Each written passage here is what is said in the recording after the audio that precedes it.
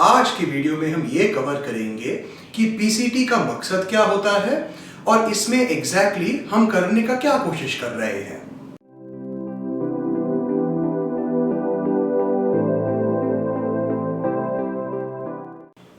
ये इंफॉर्मेशन हम उन लोगों के लिए बता रहे हैं जो एंडोक्राइनोलॉजिस्ट के साथ टीआरटी या एचआरटी के लिए टेस्टोस्टेरोन या कोई भी दूसरा स्टेरॉइड को यूज कर रहे हैं। इस वीडियो का कंटेंट सिर्फ इंफॉर्मेशनल पर्पसेस के लिए है और कोई भी सजेशन को इंप्लीमेंट करने के पहले अपने डॉक्टर से बात कीजिए। पीसीटी होता है पोस्ट साइकिल थेरेपी। बेसिकली ये मेडिसिन का कोर्स है जो हम कोई भी स्टेरॉइड साइकिल के बाद लेते हैं हमारे नेचुरल हार्मोनल फंक्शन को रिस्टोर करने के लिए। पीसीटी हम इसलिए करते हैं क्योंकि जब भी हम टेस्टोस्टेरोन बेस्ड स्टेरॉइड्स को यूज करते हैं हमारे बॉडी का नेचुरल हार्मोनल फंक्शन खराब हो जाता है। ये क्यों होता है इसको समझने के लिए हमको एचपीजी एक्सेस को समझना पड़ेगा। Hypothalamus pituitary gonadal axis. तो बेसिकली हाइपोथैलेमस में एक हार्मोन बनता है जीएनआरएच जो फिर पिट्यूटरी को कमांड देता है एलएच और एफएसएच बनाने के लिए। एलएच फिर टेस्टिकल्स और विमेन के केस में ओवरीज में कमांड देता है टेस्टोस्टेरोन और एस्ट्रोजन को बनाने के लिए।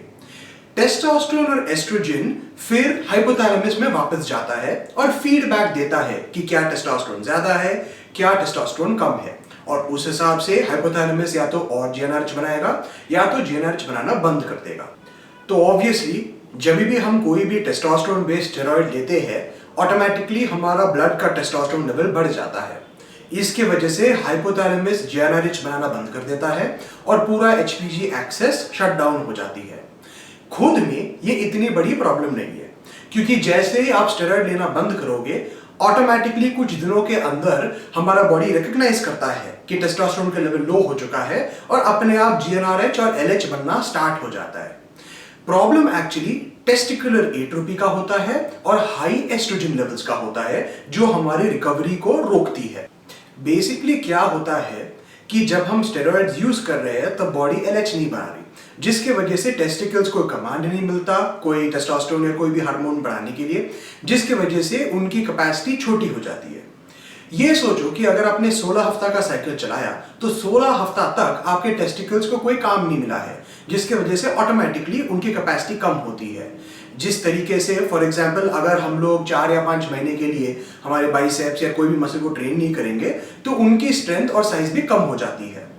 तो क्या होता है कि जब हम स्टेरॉइड लेना बंद करते हैं तब एलएच का लेवल बढ़ जाता है और टेस्टिकल्स को कमांड मिल रहा है टेस्टोस्टेरोन बनाने के लिए, लेकिन टेस्टिकल्स ये काम कर नहीं पाता क्योंकि उनकी कैपेसिटी बहुत ज्यादा कम हो चुकी है।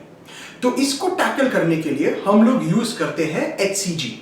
टेस्टिकल्स के लिए एचसीजी और एलएच बेसिकली सेम चीज होते हैं। तो एचसीजी लेने से हमारे टेस्टिकल्स को टेस्टोस्टेरोन बनाने का कमांड मिलता है जिससे फिर उनकी कैपेसिटी मेंटेन हो सकती है। तो एचसीजी को यूज करने के 2 तरीके होते हैं। एक तरीका होता है कि साइकिल के दौरान एचसीजी देते रहो ताकि टेस्टिकल्स को कमांड मिल रही है टेस्टोस्टेरोन बनाने की और उससे फिर उनकी कैपेसिटी कम होगी ही नहीं। तो बेसिकली हम लोग प्रॉब्लम को प्रिवेंट कर रहे हैं। दूसरा तरीका यह होता है कि स्टेरॉइड यूज खत्म करने के बाद ब्लड में स्टेरॉइड लेवल के गिरने से पहले हम एचसीजी यूज करें बड़े डोसेस में। इससे क्या होगा कि टेस्टिकल्स को थोड़ा टाइम मिलेगा कैचअप करने के लिए ताकि उनका कैपेसिटी वापस आए। ये दोनों तरीके काम करेंगे, लेकिन जनरली आजकल पहला वाला अप्रोच जब हम एचसीजी कंटिन्यूसली ले रहे हैं वो ज्यादा प्रिफर्ड होता है। कोई भी स्टेरॉइड साइकिल कंप्लीट करने के बाद रिकवरी में एस्ट्रोजन एक बहुत बड़ा हर्डल होता है। तो बेसिकली जैसे हमने पहले देखा था टेस्टोस्टेरोन और एस्ट्रोजन हाइपोथैलेमस को फीडबैक देते हैं जिससे फिर हाइपोथैलेमस डिसाइड करता है कि जीएनआरएच बनाए या नहीं। साइकिल कंप्लीट करने के बाद हमारा नेचुरल एस्ट्रोजन लेवल बहुत ज्यादा बढ़ जाती है जिसकी वजह से एचपीजी एक्सेस बार बार शट डाउन हो जाती है। इसके वजह से हमारा टेस्टोस्टेरोन प्रोडक्शन कंटिन्यूसली नहीं होता। बेसिकली जैसे ही बॉडी एलएच बनाना स्टार्ट कर देता है तुरंत एस्ट्रोजन बन जाती है और तुरंत एचपीजी एक्सेस बंद हो जाती है।